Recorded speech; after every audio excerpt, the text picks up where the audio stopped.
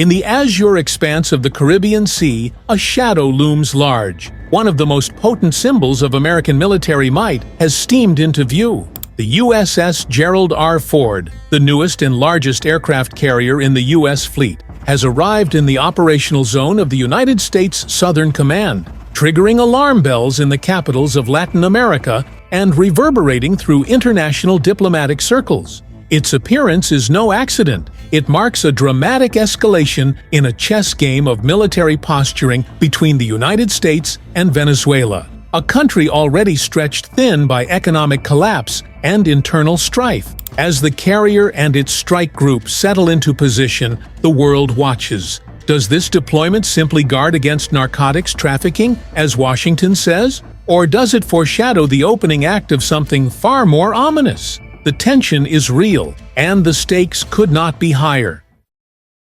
The arrival of a super carrier.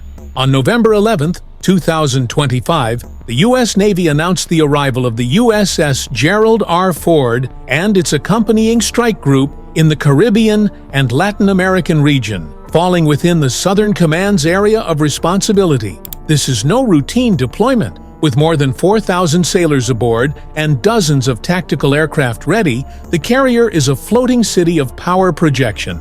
Analysts regard this as the largest U.S. military presence in the region since the 1989 invasion of Panama. In the same breath, the Pentagon insists this is about disrupting narcotics flows and dismantling transnational criminal organizations. Pentagon spokesperson Sean Parnell declared the carrier's arrival will bolster U.S. capacity to detect, monitor, and disrupt illicit actors and activities. But even as the official narrative emphasizes drug interdiction, the optics are unmistakable. A strategic asset usually reserved for high-stakes theaters is parked on the doorstep of Venezuela. Venezuela's government reacted swiftly and forcefully. The country's defense minister ordered a massive deployment of ground, aerial, naval, riverine, and missile forces alongside civilian militias and police units to guard against what it calls U.S. imperial threats. Venezuelan President Nicolas Maduro has warned that Washington's actions represent the greatest threat our continent has faced in the past 100 years. The mobilization is both dramatic and symbolic. By publicly vowing near total readiness, Caracas seeks to deter any immediate invasion. But beneath the show of strength lies a troubling truth.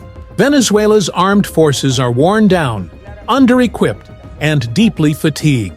Analysts caution that Warsaw-style mobilization means little if the real hardware and logistics are deficient. Still, for the moment, Venezuela has opted for strategic signaling, public readiness, militia drills, and repeated warnings of fierce resistance.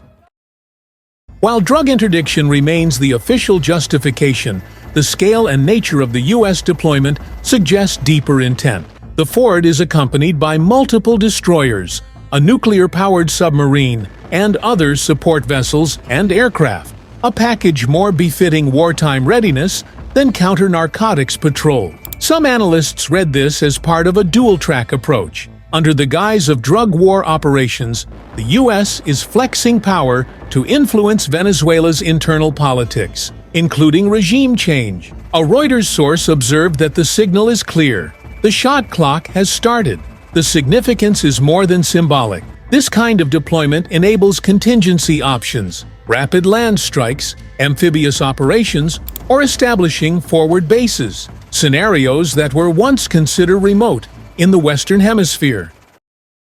The U.S. narrative that this is all about stopping illicit narcotics flowing into American communities has genuine resonance. Since September, U.S. forces have carried out airstrikes at sea targeting suspected drug trafficking vessels, resulting in dozens of deaths, yet human rights groups and international legal scholars have raised serious concerns about the legality of these operations. Venezuela and others view the campaign as a pretext for power projection, a stepping stone to pressure the Maduro regime or to create conditions for intervention. On one hand, Washington must explain why a supercarrier is necessary for drug interdiction. On the other, Venezuela's reaction suggests it believes much more is at play. The lines between counter-narcotics operations and potential conflict are getting dangerously blurred. The ripple effects extend across Latin America. At the Community of Latin American and Caribbean States Summit in Colombia, 58 of 60 nations issued a joint declaration rejecting the threat or use of force and emphasizing respect for international law. Though neither the U.S. nor Venezuela was named explicitly, Brazil's President Luiz Inácio Lula da Silva signaled caution. "We are a zone of peace.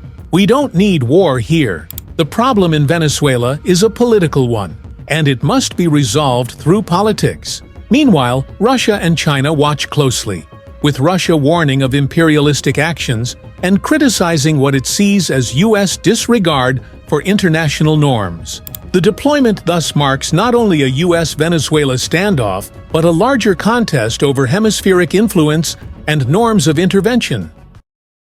Venezuela is deploying weapons, including decades-old Russian-made equipment, and is planning to mount a guerrilla-style resistance or SAO chaos in the event of a U.S. air or ground attack, according to sources with knowledge of the efforts and planning documents seen by Reuters. The approach is a tacit admission of the South American country's shortage of personnel and equipment. U.S. President Donald Trump has suggested the possibility of ground operations in Venezuela, saying the land is going to be next, following multiple strikes on alleged drug trafficking vessels in the Caribbean and a large U.S. military buildup in the region.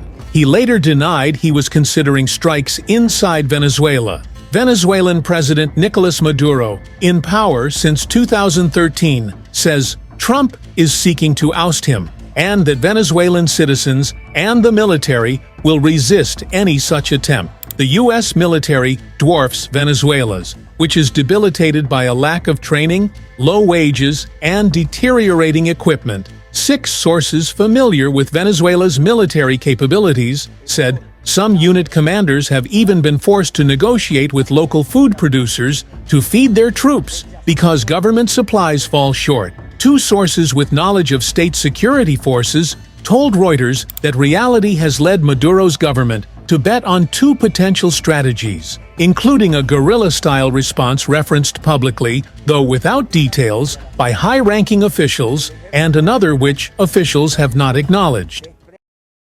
As the 2 sides escalate, the danger of miscalculation grows steeply. On one side, U.S. naval forces gearing for potential ground operations, forward basing, or high-tempo strikes. On the other, Venezuela mobilizing large forces, militia networks, and a commitment to prolonged resistance. Even a minor incident, a naval clash, a misfired missile, or an unmanned drone downing could trigger a broader conflict, and any U.S. involvement in Venezuelan territory would spark legal, moral, and political crises, both domestically and internationally. On Venezuela's side, the mismatch in military capability is real, but so is its willingness to go to irregular warfare, urban chaos, and asymmetric tactics. In this tightrope balance, each statement, each naval movement, each foreign minister's speech carries weight beyond its surface, meaning some unit commanders have even been forced to negotiate with local food producers to feed their troops. Because government supplies fall short, 2 sources with knowledge of state security forces told Reuters that reality has led Maduro's government to bet on 2 potential strategies, including a guerrilla-style response referenced publicly, though without details, by high-ranking officials, and another which officials have not acknowledged. The Caribbean waters shimmer with a calm that belies the storm brewing beneath. The USS Gerald R. Ford's presence is a visible sign that the United States perceives something beyond mere drug boats. In the region, Venezuela's stern response echoes a nation determined to resist, or at least to signal that it will not give way quietly. For hemispheric stability, the path forward is fraught. Diplomacy must hold, legal norms must guide conduct, and misjudgments must be avoided. But the risk remains that what began as a campaign against narcotics could morph into a confrontation over regime survival, sovereignty, and strategic influence. In that sense, we are watching a zone of peace that has become a zone of vigilance. Should war be avoided, future historians may acclaim this moment as one of the closest calls in Latin America since the Cold War. Should miscalculation prevail, its consequences could echo far beyond the shores of Venezuela and the Caribbean Sea. The carrier may sail on calm waters, but the currents of conflict run deep